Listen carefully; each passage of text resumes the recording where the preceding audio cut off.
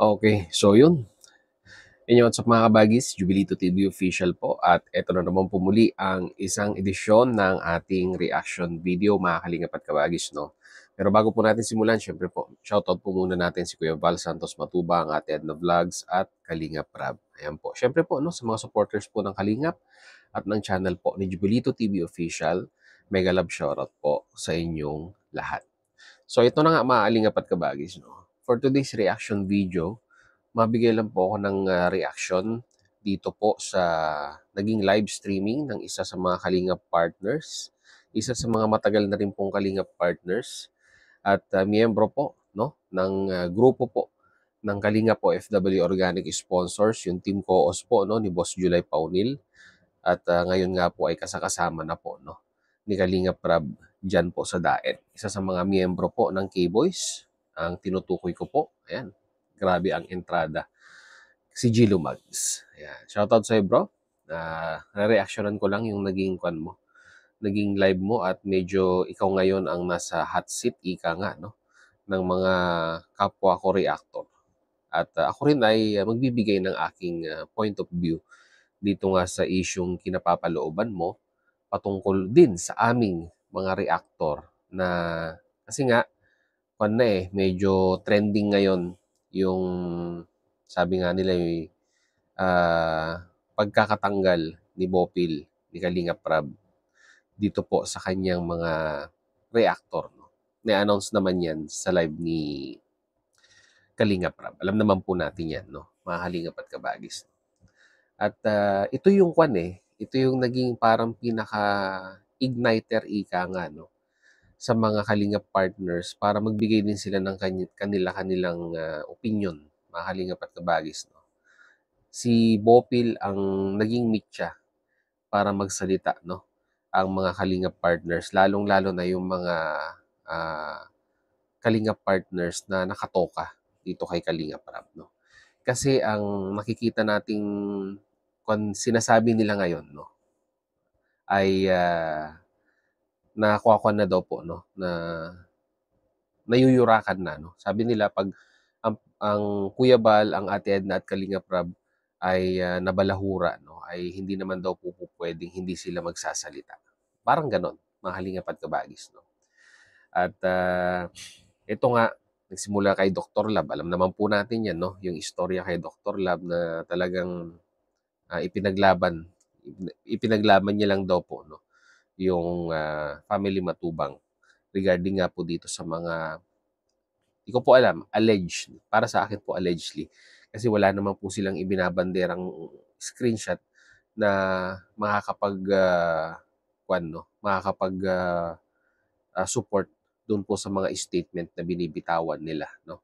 Kumbaga, ito pasintabi lang po, no.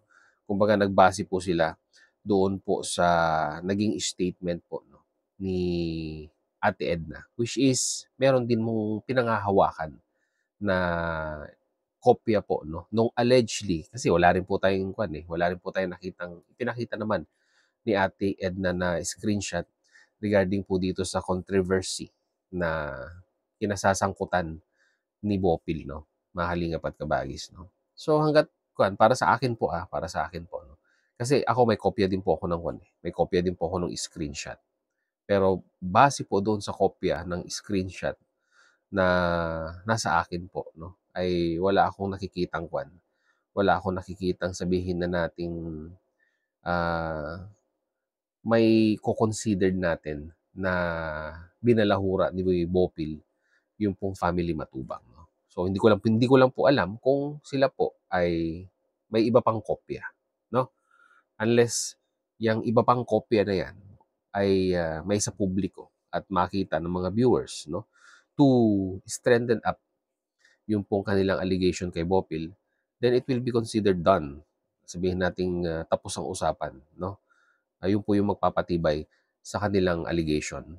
Pero as long na wala po tayong nakikita to, sabi nga nila ay mapatatag yung kanilang allegation kay Bopil, ay sabi nga po nila sa proseso po ng batas, ah, innocent and innocent unless proven guilty, no?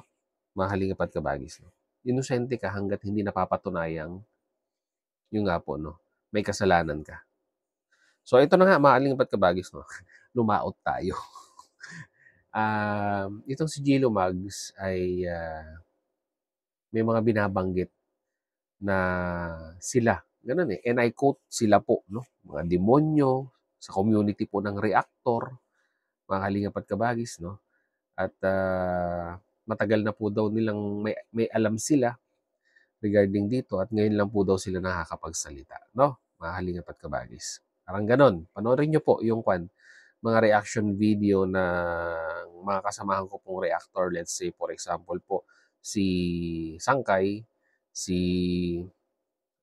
Marsano, 'yan may mga reaction video sila regarding dito. Na magsasabi po na talagang na-generalize na naman po 'no, na-generalize na naman po ang, Kalingap reactors 'no, mga kalingap at kabagis 'no. At yung sa comment din po ni Kalingap David 'no, dun po sa live na yun ay parang parang natapakan po 'no, ang integridad at yung institusyon po 'no, ng mga Kalingap reactors 'no. Later on sasabihin ko po mga kalingap at kabagis 'no. Ang gano'n sa akin lang 'no, mga kalingap at kabagis 'no, sabi nga po nila freedom of speech, may kalayaang magsalita. Pero ang gano'n sa akin po dito po sa statement 'no, "Bro, Gilo, mawalang galang na lang 'no, ay magkakilala naman tayo at, magkasama tayo sa grupong binuo ni Boss July Paunil." Pero sabi nga po nila, may mga bagay-bagay minsan din na hindi tayo nagkakasundo 'no, or hindi natin pinapaboran yung pong mga punto de vista ng, kapwa natin. Let's say for example, yung statement na binitawan mo, 'di ba? Mga demonyo, nandun yung mga demonyo, 'di ba? Sila 'no, although na pinpoint si Bopil sa issue na ito, pero ngayon ang nagiging statement mo ay sila. So ibig sabihin 'pag sinabi mong sila is more than one, 'no, Gilo.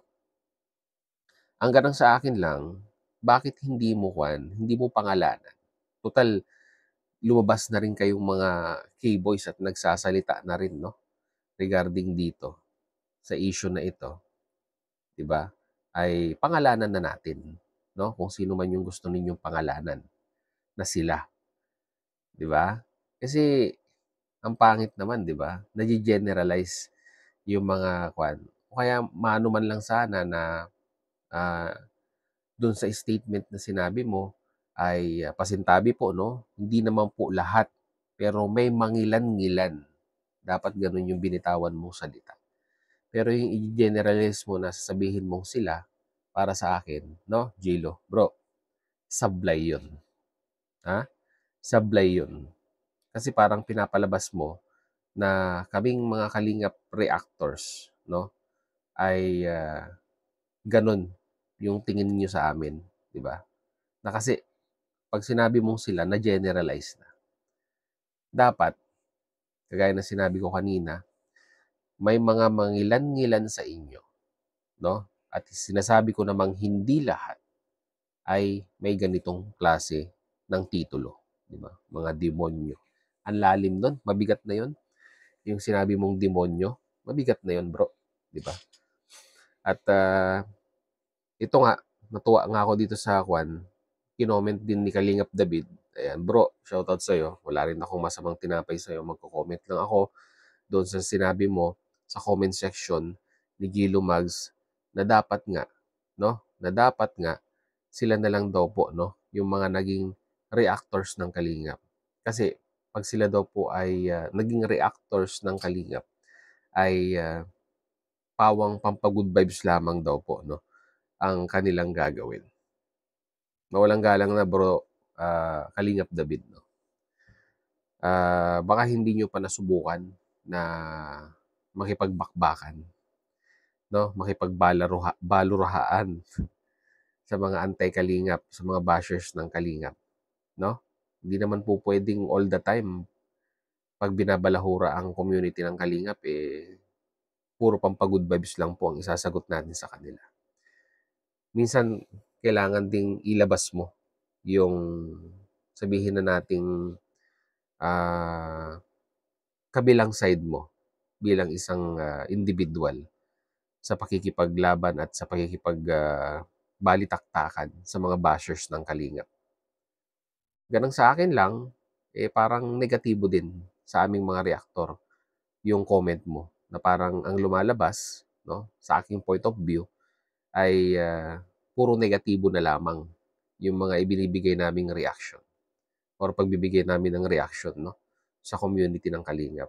Kasi sabi mo, dapat kayo na lang ang naging reactor ng Kalingap kasi puro pampagood vibes. Being a reactionist is not about all the time good vibes. Kasi ang mga bashers, hindi naman good vibes ang dala niyan sa Kalingap. Most of them, talagang negatibo yung impact na ibinabato nila sa community natin. No? At yun nga, meron pa akong i-quote out ko lang, no, mga Kalingap at Kabagis, no, na nagsasalita sila ngayon kasi po ay, di ba, nadamay na daw po ang pangalan po ng Family Matubang. Yun po yung ibinabandera nila ngayon sa mga viewers. Ang tanong ko, no, mga Kalingap at Kabagis, no, ang tanong ko lang po sa mga K-boys na ngayon po ay nagsasalita na regarding sa naging issue ni Bopil, no, nasaan kayo nung nasaan kayo, mga K-boys, nung kasagsagan ng issue kay Kuya Bal, kay lalong-lalo na kay Kuya Bal, nung ito pong si mawalang galang na po, no, Commander Churba, mababanggit ko lang po, no, nung nagkaroon ng issue si Kuya Bal at si Commander Churba, nung binitawan ng mga hindi magagandang salita ni Churba, itong si Kuya Bal. Meron po bang lumabas sa inyo at nagsalita at pinagtanggol si Kuya Bal? Tanong lang po. Nasaan kayo nung ito pong si mawalang galang na rin po, no, kay Ballpoint Man? Ayan, mababanggit ko lang po ang pangalan ang pangalan ninyo. Nasaan kayo nung itong si Ballpoint Man ay niratrat din po si Ate Edna at pinagmumura? May lumabas po ba sa inyo? Tanong lang po uli yun. Bakit ngayon na isang reactor, no, na galing po sa community ng Kalingap na allegedly, ito talagang uulit-ulitin ko po ito, mga Kalingap at Kabagis. So, allegedly, kasi wala naman pong nailalabas na ebidensya, screenshot sa publiko na magpapatunay doon po sa allegation, no? Nasaan kayo nung si Ate Edna po ay pinagmumura ni Ballpoint Man? Kayo po ba ay lumabas at nagsalita patungkol dito? Yan mga kwan yan, mga bashers ng Kalingap yan, no? Binabanatan ang Family Matubang. Nasaan kayo at that time? Nagsalita ba kayo? Bakit ngayong isang veteranang reactor ng Kalingap na ngayon po ay nagba-viral dahil nga po siya isyong ito ay lumalabas tayo at nagsasalita? Ano, for the views po ba? Tanong lang din po yun, mga Kalingap at Kabagis. So ano sa tingin ninyo, mga Kalingap at Kabagis, no? Mag-comment na lang po kayo kung ano pong inyong masasabi dito sa naging statement po ni Gilo Mags na di umano ay may kwan pa rin daw po, no? May kasama itong si Bopil. Parang ang lumalabas ay meron pong naiwan, no, nakasama ni Bopil na hanggang ngayon daw po ay ang title, ang titulo, no, mga demonyo nga daw po, no, sa inyo, no? Na-generalize po ang pangalan ng mga reactors po ng Kalingap. Para sa akin, Bro Gilo, no, talagang tayo po ay nasa tama, 'di ba? Tayo po ay nasa katotohanan, 'di ba? Straight to the point, pangalanan po natin, no? Mga Kalingap at Kabagis. So yun, hanggang dito na lang. Once again, this is Jubilito TV Official. And po, subscribe nyo na po sa mga hindi po nakasubscribe. Proud member po ng Team Coos at ng Team Bios. As I always say, mga Kalingap and Kabagis, peace, God first. God bless po. Bye-bye!